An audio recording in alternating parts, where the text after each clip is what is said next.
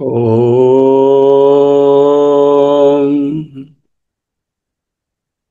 ఓం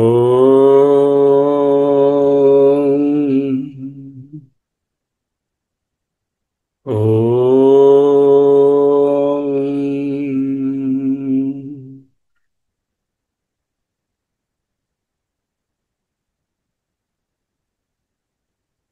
స్థిర సుఖమాసనం. అహమస్మి. అహమస్మి. అహమస్మి.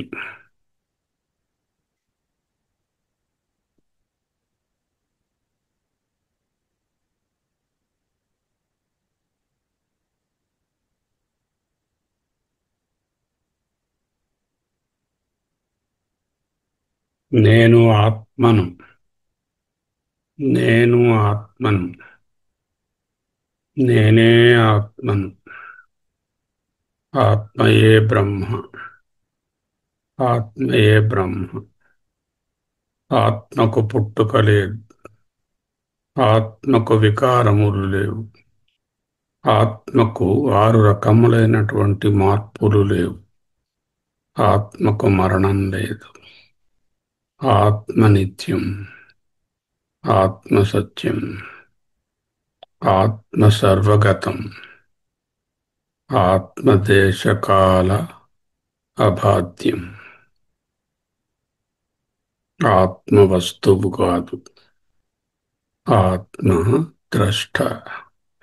ఆత్మ సాక్షి. ఆ ఆత్మ నేనే.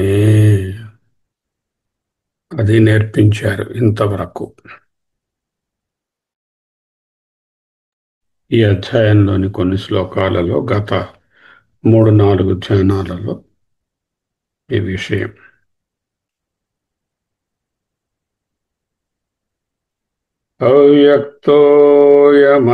అవ్యక్తోయమచింత్యోయం అవికార్యోయముచ్యతే తస్మాద్యేవం విదిత్వైనం నను శోచితుమర్హసి.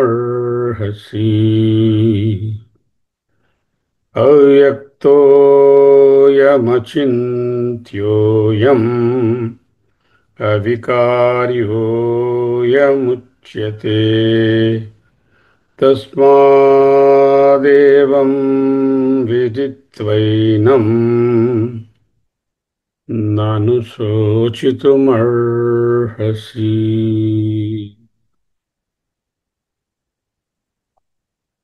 అయం ఇది అంటే ఈ ఆత్మ అంటే ఈ నేను అవ్యక్త వ్యక్తము కానిది. అరే నేను కనబడుతున్నాను, అరాదు నువ్వు కాదురా. వ్యక్తమైన ఇంద్రియాలు, సూక్ష్మ శరీరం, స్థూల శరీరం నువ్వు కాదు. ఏదైతే అవ్యక్తము, ఇంద్రియ గోచరము కాదో అదే నీవు. అయం అంటే అహం అని అర్థం. అయం అంటే ఇది, ఆ ఇదియే అహం. ఈ ఆత్మ అచింత్య, మనసుకు కూడా అందదు. అయం ఈ ఆత్మ అవికార్య, ఏ మార్పులు లేనిది. వికారం అంటే మార్పు. ఉచ్యతే అని పండితులు చెప్తున్నారు. తస్మాత్ అందువలన ఓ సాధకుడా, ఓ అధ్యయన భారతి సాధకురాలా, ఏనం దీనిని, ఈ ఆత్మను అంటే నిన్ను, ఏవం ఈ రీతిగా, ఇంతవరకు బోధించబడినట్లుగా మృత్యువు లేదు, వికారాలు లేవు, మరణం లేదు, శాశ్వతము, పురాతనము, సర్వగతము, సర్వవ్యాపకము, దేశకాల అబాధ్యము, సాక్షి, వస్తువు కాదు అని చెప్పాం కదా ఇంతవరకు. అవన్నీ విదిత్వా, అసమాపక క్రియ. విదిత్వా తెలుసుకొని, ఏం చేయాలి తెలుసుకొని? అనుశోచితం నా అర్హసి. అనుశోచితం 24 గంటలు దొర్లి దొర్లి ఏడవడానికి శోకించడానికి నా అర్హసి, అర్హుడవు కావు, అర్హురాలవు కావు. నీవు శోకించుట అనుచితము, ఉచితము కాదు. అవ్యక్తోయమచింత్యోయం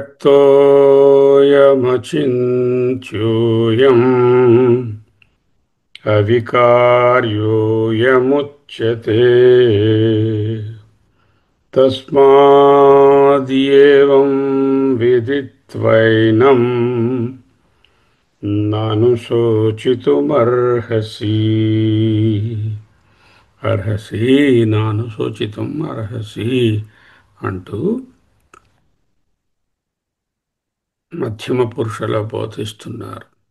ఎవరు ఇది వింటే వారు శోకించవలసినటువంటి అవసరము లేదు.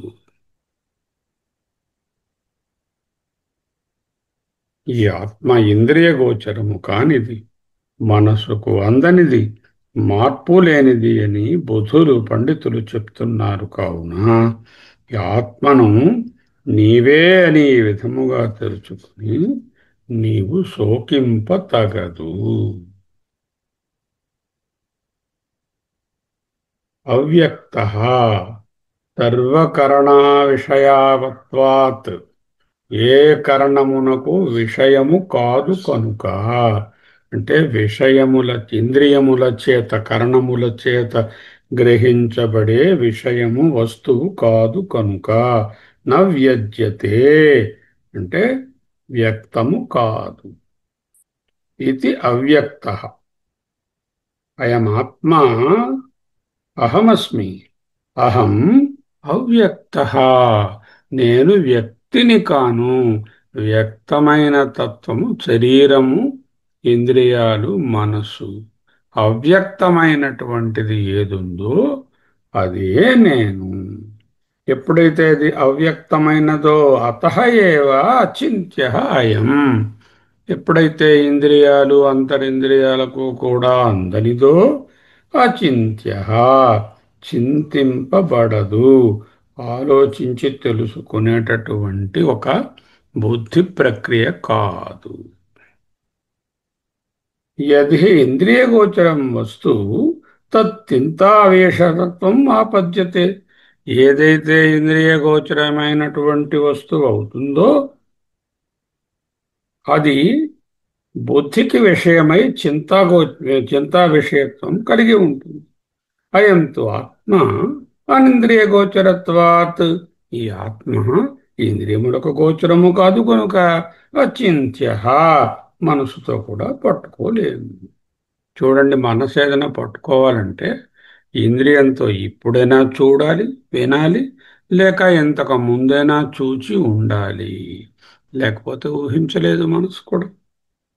అవికార్య అయం యథా క్షీరం దధ్యాతం చ ఆదినా వికారి తథాయం ఆత్మ న, అంటే పాలు పెరుగైనట్లుగా మార్పు చెంది ఏ విధముగా వస్తువులు ప్రపంచంలో అన్ని రకరకాలుగా చిన్నపిల్లవాడు పెద్దవాడుగా అయినట్లు మార్పు చెందుతున్నాడో ఈ ఆత్మ అలాంటి వికారములకు వస్తువు కాదు. వికారములు లేవు. నిరయవత్వాచ్చ అవిక్రయ, ఆత్మయందు ఆ పార్ట్స్ లేవు. పార్ట్ ఉంటే మార్పు ఉంటుంది. ఎప్పుడైతే పార్ట్స్ లేవో, హోల్గానే ఉందో, ఆ హోల్ పూర్ణము, దానిలో మార్పు ఉండదు. నహి నిరవయవం కించిత్ విక్రియాత్మకం దృష్టం, అవయవములు పార్ట్స్ లేనటువంటిది మార్పు చెందినది ప్రపంచంలో ఏది కనపడటం లేదు మనకు. ఏదైనా మార్పు చెందిందంటే దాంట్లో ఏవో కొన్ని పార్ట్స్ ఉండాలి. ఆ పార్ట్ కొంచెం ఇది తీసి అది వేస్తే, అది తీసి ఇది కలిపితే ఆ గుణాలన్నీ మారి మళ్ళీ కొత్తది తయారవుతుంది, వికారం వస్తుంది. అలాంటిది ఏది ఇక్కడ లేదు. అవిక్రియత్వాత్ అవికార్య అయం ఆత్మ ఉచ్యతే, అందువలన విక్రియములు లేదు కాబట్టి ఇక్కడ ఏ కార్యములు అంటే మార్పులు లేవు అని ఉచ్యతే, పండితుల చేత చెప్పబడుతుంది.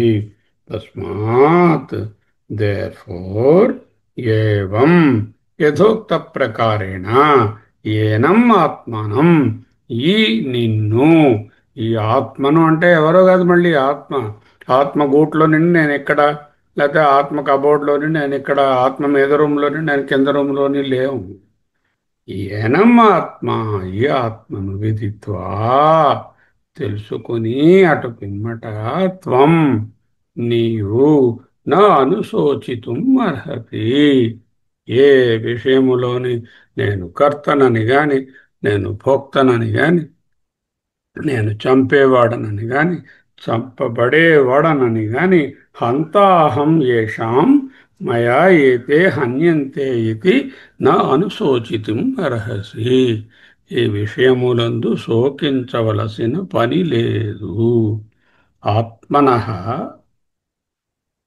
నిత్యత్వం ఏవ అస్తి, అనిత్యత్వం నాస్తి. ఆత్మయందు నిత్యత్వమే ఉన్నది, సవికారి కాదు, నిర్వికారి. ఏం చెప్తున్నారు? అహమస్మి, అహమస్మి. ఆత్మ అవ్యక్తము, ఆత్మ అచింత్యం, ఆత్మ అవికార్యం. అంటే ఏమిటి? నేను అవ్యక్తము. వ్యక్తమవుతున్నటువంటి ఈ కనపడుతున్న సూపర్ఫిషియల్ నేను ఏదనుకుంటున్నానో అది వ్యక్తి, అది నేను కాదు. అచింత్యం, బుద్ధిలో ఊహించే విషయం కాదు. అవికార్యం, ఏ విధమైన మార్పులు లేదు. అయం, ఈ ఆత్మ అంటే నేను, ఉచ్యతే, మహానుభావులు చెప్తున్నారు. వేదవ్యాస భగవానుడు శ్రీకృష్ణ పరమాత్మ నోటి ద్వారా మనకు చెప్పారు. తస్మాత్, కాబట్టి, ఏవం, ఈ విధముగా, విదిత్వా తెలుసుకొని, ఏనం, ఈ ఆత్మను అంటే నిన్ను నీవు తెలుసుకొని, నా అనుశోచితం అర్హసి, కొంచెం కూడా దుఃఖించవలసిన పని లేదు. అహమస్మి, అహమస్మి, అహమస్మి, అహమస్మి, అహమస్మి.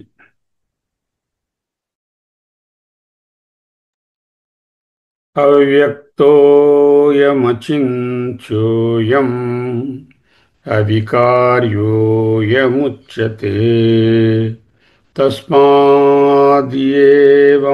విదిత్వైనం నానుశోచితుమర్హసి, నానుశోచితుమర్హసి. అహమస్మి, అహమస్మి. 3 నిమిషాల పాటు ఏ మార్పులు లేనటువంటి అచింత్యమైన, అవ్యక్తమైన, అవికారమైన నా స్వరూప ఆత్మ గురించే నిధిధ్యాసనలో ఉంటాము.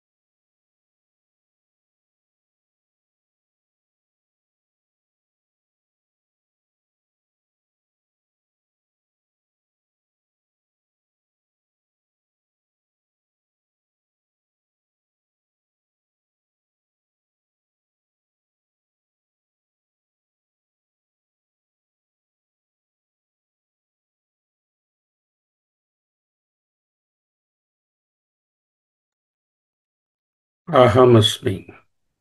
అహమస్మి. అహమస్మి. జాతస్య హి ధ్రువో మృత్యుః ధ్రువం జన్మ మృతస్య చ తస్మాదపరిహార్యేర్థే న త్వం శోచితుమర్హసి. జాతస్య హి ధ్రువో మృత్యుః ధ్రువం జన్మ మృతస్య చ తస్మాద్యపరిహార్యేర్థే న త్వం శోచితుమర్హసి.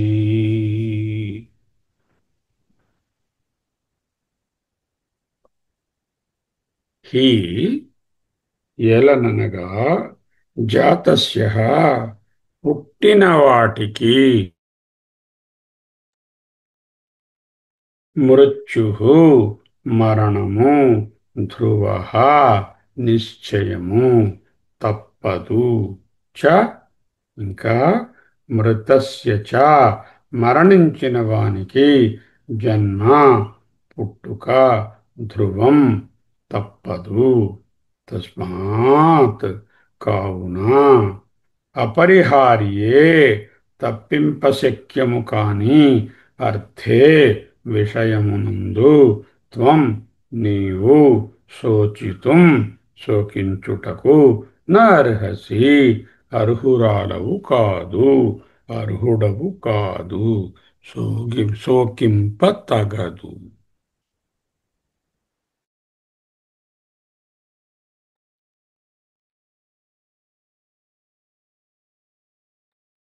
అహమస్మి.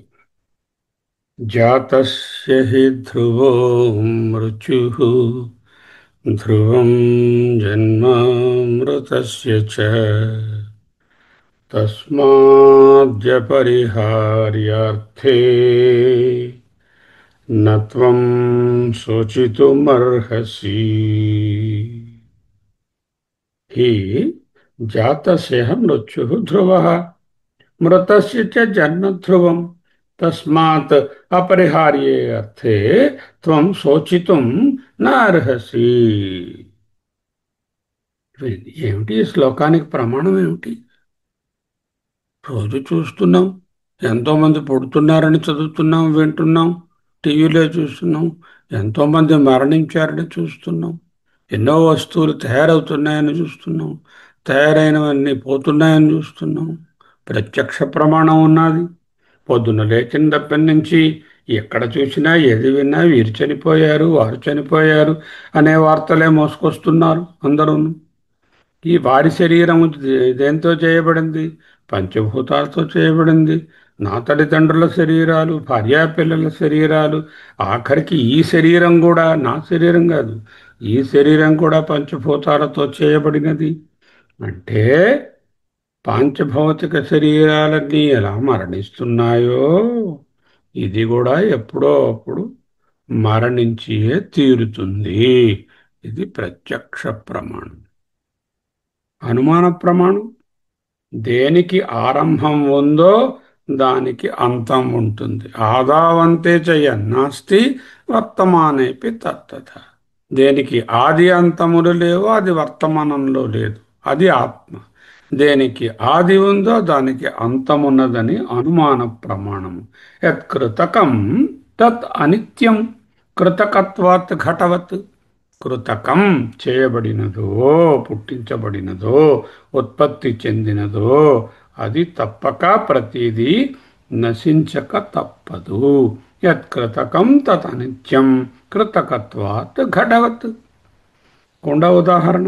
కుండ చేయబడినది, చేయబడినది అంటే ఎప్పుడప్పుడు విరిగిపోయి తీరుతుంది. అంటే ఏదైనా తయారైనది, పుట్టినది అంటే అది పోవడం ఖాయం అనేటటువంటి అనుమాన ప్రమాణం ఉన్నది. ఇక శబ్ద ప్రమాణం, శృతి ప్రమాణం. కర్మ నుండి పుట్టినది దానికి ఏదైనా ముగింపు ఉంటుంది.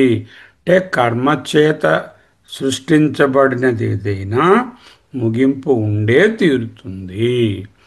చేత కర్మలు ముగింపునే ఇస్తాయి, ఇంక్లూడింగ్ స్వర్గం. తత్ యథా ఇహ కర్మచిత్ లోక క్షీయతే, ఏ విధముగానైతే కర్మలు చేత చేయబడిన ఈ లోకములు అంటే ఈ అనుభవాలు ఈ వస్తువులన్నీ నశిస్తాయో, ఏవమేవ అదే విధముగా అమృత పుణ్యచిత్ లోక, పుణ్యము చేత సంపాదించుకున్న స్వర్గాది లోకములు కూడా అపి కూడా క్షీయతే నశిస్తాయి. ప్రత్యక్ష ప్రమాణం కళ్ళ ముందే చూస్తున్నాం. అహన్యహని భూతాని గచ్చంత్యవ యమాలయం, కళ్ళ ముందే అందరూ వెళ్ళిపోతున్నారు భూతములన్నీ కూడా. అయినప్పటికీ కూడా అహన్యహని భూతాని గచ్చంత్యవ యమాలయం, శేషాహ శాశ్వతం మన్యంతి, మిగిలిన వాళ్ళు మేము ఉండిపోతున్నాము పర్మనెంట్గా ఉంటాం అనుకుంటున్నారు.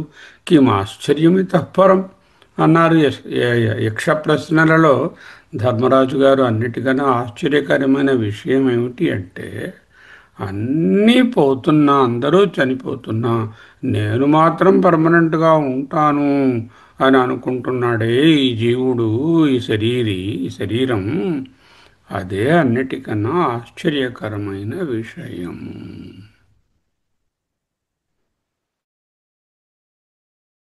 సో ప్రత్యక్ష అనుమాన శృతి ప్రమాణాల ద్వారా జాతస్య హి ధ్రువం మృత్యువు, ధ్రువం అంటే ఖచ్చితంగా మరణం పుట్టిన వారికి తప్పదు. రాక్షసుల కథలు తీసుకోండి, ఎంతంత బలవంతులు, వాళ్ళందరూ మరణించారు. ధ్రువం జన్మం మృతస్య చ, పోని జాతస్య హి ధ్రువం మృత్యు రాక్షసులకే అక్కర్లేదు. దైవీ స్వరూపులైన రాముడు, కృష్ణుడు, భీష్ముడు మొదలైన మహానుభావులు అందరూ కూడా వాళ్ళేం చేశారు? వాళ్ళు పోయారు. అంటే శరీరంగా వ్యక్తమైనటువంటిది ఏదైనా పోతుంది. నువ్వెవరు? అవ్యక్తోయమచించోయం అవికార్యోయముచ్యతే చెప్పుకున్నాం ముందు శ్లోకంలో. ధ్రువం జన్మమృతస్య చ, నాణానికి రెండో పక్క చూపిస్తున్నారు. జీవునికి మరణం ముగింపు కాదు, మరణం ఒక అవస్థ, మళ్ళీ పుట్టక తరువాతి అవస్థ. దేహినో అస్మిన్ యథా దేహే కౌమారం యవ్వనం జర తథా దేహాంతర ప్రాప్తి, మళ్ళీ ఒక శరీరం రావడం మరణం తర్వాత అనేటటువంటిది అదొక మార్పే గాని అది ఎండ్ కాదు. మళ్ళీ ఆ సైకిల్ కంటిన్యూ అవుతుంది. ధ్రువం జన్మమృతస్య చ, తస్మాత్, చాలా ముఖ్యమైన వాక్యం, అపరిహార్యే అర్థే, అపరిహార్యే అర్థే అంటే తప్పించుకోలేనటువంటి పరిస్థితి, పరిష్కారం లేని పరిస్థితి, మనకు ఎన్నుకునే అవకాశము లేని పరిస్థితి. నేను చచ్చిపోవాలా వద్దా ఈ శరీరంగా అనేటటువంటి చాయిస్ మనకి లేదు. అంటే ఏదైతే తప్పించుకోలేనటువంటి పరిస్థితో, what cannot be cured must be endured. My father always used to say that. What cannot be cured must be endured. తస్మాత్ అపరిహార్యార్థే త్వం నీవు న శోచితుమర్హసి, శోచించడానికి తగవు, శోకించవలదు. ఈ పరిస్థితిని, జన్మ మరణ వలయాన్ని, ఈ మార్పులను చిన్నపిల్లవాడు పెద్దవాడు అవ్వకుండా యువకుడు కాకుండా ఆపగలమా? ఆపలేము. అటువంటి మార్చలేని పరిస్థితులను ఏం చేయాలి? నీకు మార్చే శక్తి లేని పరిస్థితులను నువ్వు స్వీకరించు. Bible quotation, accept and accommodate. If a thing is not amenable for you to change, better accept it. Accept and accommodate. సణుగుతూ గొణుగుతూ ఏడుస్తూ తక్కిన వారిని ఏడిపిస్తూ ఏదోలా భరించడం కాదు. అకామిడేట్ విత్ ఫుల్ హార్ట్, చిరునవ్వుతో స్వీకరించు, పరిపక్వత చెందిన మనసుతో స్వీకరించు. కంప్లైంట్ చెయ్యకు, ద్వేషం పెంచుకోకు, విసుగు చూపించకు. జాతస్య హి ధ్రువో మృత్యుః